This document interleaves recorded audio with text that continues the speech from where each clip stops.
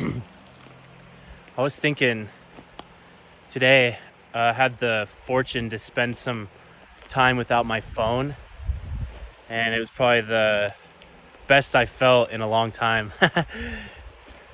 um, I think these devices are really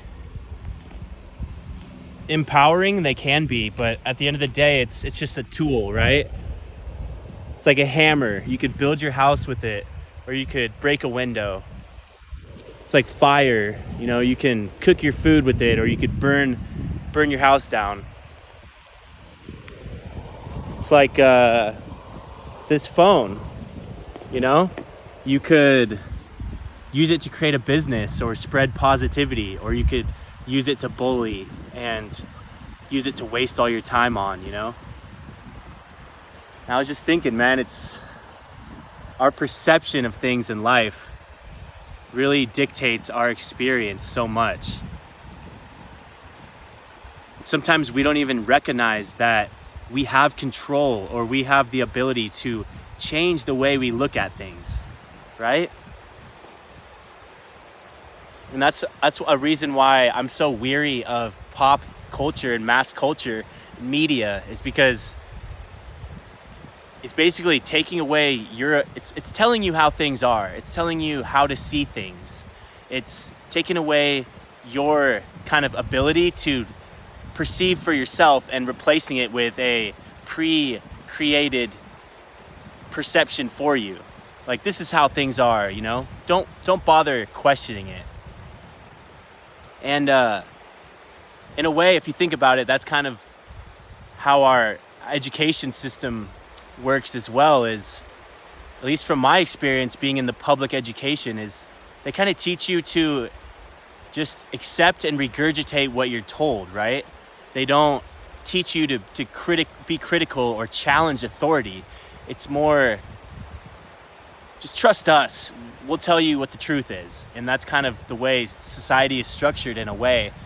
Someone's always trying to tell you how things are. Someone's always trying to tell you what it is in life. And I think the day we become human is the day when we start to reclaim and reclaim our ability to see things, to challenge the ways in which we have been programmed to see things, and to realize that a lot of the ways we've been programmed to see things are not how they really are, right? Like, for instance, I was on a walk today, doing something that brings me more joy than anything in life, which is just walking and being in the sun and walking by the stream. It's crazy how little you really need when your mind is in that place, right? When your mind is in the place of simplicity. It seems like our civilization, there's so much artificial stimuli, and it'll give you a temporary feeling of happiness, but you need more and more over time. And at the end of the day,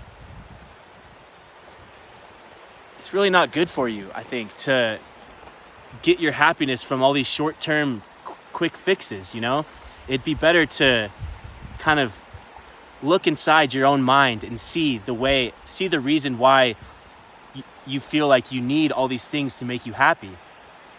And part of that is just the way we've been brought up in this culture, to always feel like we need the next thing, always feel like we got to be where everyone is, or, it's all this, it's just mindset, really.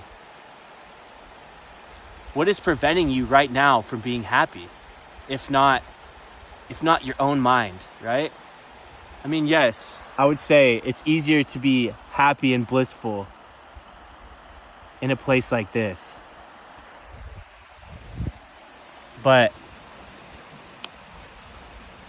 that's just it, right? Like, I feel like the world we've created is so overly complex, chaotic, that we've kind of become so far removed from the simplicity and the thing that our spirit probably craves, which is a connection to nature, right? If you are a human being and you come from this planet, you breathe the air, you eat the food from this earth, you drink the water. You're made of nature. You are nature, right? Literally speaking, you're nature. Everything you're made of comes from this earth. And the more that we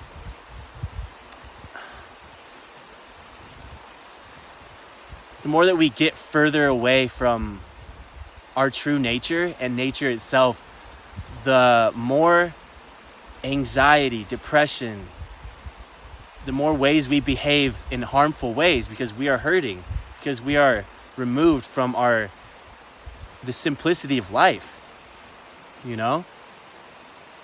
And so for everyone to just, or I should speak for myself, but just to take time out and sit with yourself. Just take time out from distractions and be with yourself and allow yourself to process what's going on within you. How do you feel?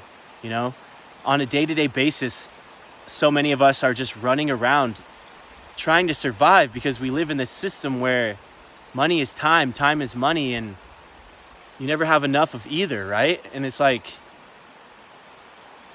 if you think about it, it's kind of crazy that money and time are so important to us in our civilization that we've created.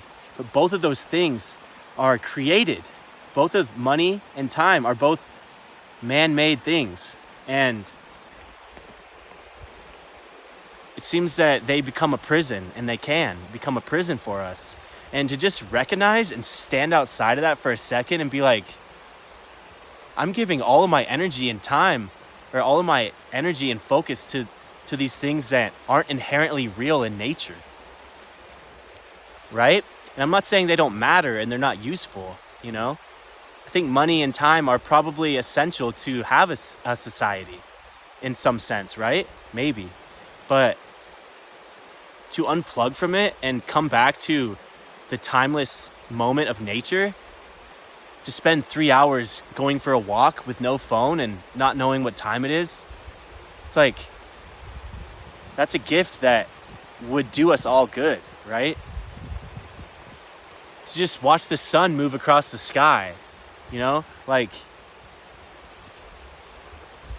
to challenge our fears of things. Like, I was just on a walk and I seen a snake, and your first instinct, you know, like scared. But I was feeling so much love and gratitude inside of myself at this time that I seen the snake differently, you know, and it's like, it's just a creature living. There's no reason to have so much fear of things that are different from us. When we can fully like find love and gratitude inside of ourselves for nature and realize like all of these things are God's creation. You see a spider, it's like, why am I afraid of this spider? You know? And then you can see how your fear of something causes you to attack it. You're like, I want to kill that spider. I want to kill that thing.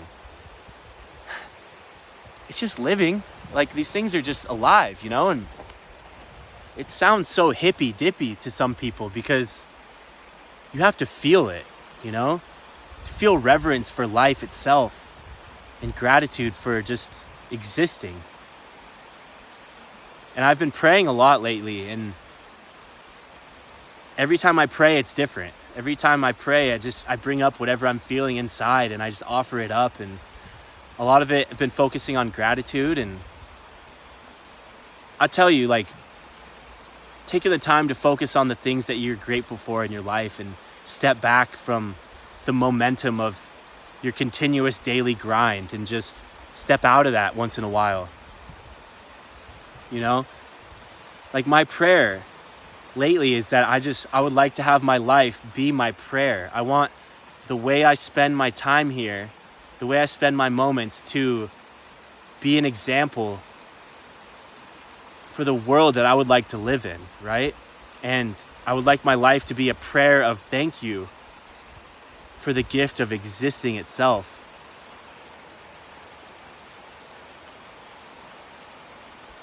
But I just think you can't beat simplicity. I just think we have, as a people, as a whole, we've moved so far from the simple things in life.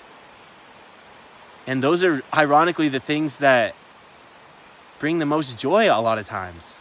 Seeing somebody laugh, watching birds chase each other, watching butterflies. How much do we really need to be happy? And do you want to spend your life trying to be successful and trying to thrive in a system that is inherently disconnected? Or would it be better for us to spend our life reimagining a way that would be better for us and better for the planet? A way in which we're not constantly filled with anxiety and stress. I'm not saying I know the way, but I think that nature is here to show us if we would reconnect to nature in little ways or big ways, and allow yourself silence, allow yourself time to process what's going on within you and to evaluate what's going on. What do you want out of life? What is worth wanting? What kind of person do you want to look back and say, I'm proud of this person. I'm happy with the way I lived, That's within your control. What is worth desiring in this life? Ask yourself that. Give yourself the gift of reflection and just stepping back from all of the constant noise, if you can. Find a way to do that. I feel like that's a constant theme of my life, is every time I go out into these places, these natural spaces, it just reminds me like how much I have in life, and just by having friends, just by having people I can share love with, and love itself is really what's worth desiring in life. If you're not happy with what you have, why would you be happy with more, right? It's all your mindset. And I think we're starting to learn that as a people, But I just want to say that it's up to us, each one of us, to decide and reimagine a life that is worth living. And I know it's hard when you have to pay bills and everything, but it's good to think about. No one is forcing you to live the way you're living. Nobody is forcing you to stay the way you are. It's up to you to seek change and transformation in your life if that is what you desire. And if you are truly happy, I'm grateful for that.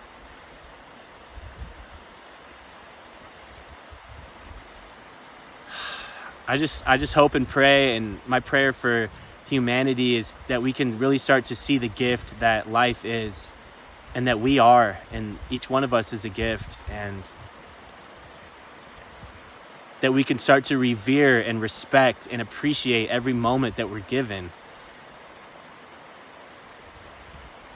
Not always needing more, not always needing something else to be happy, but finding peace and love where we are now, in whatever way you can do that.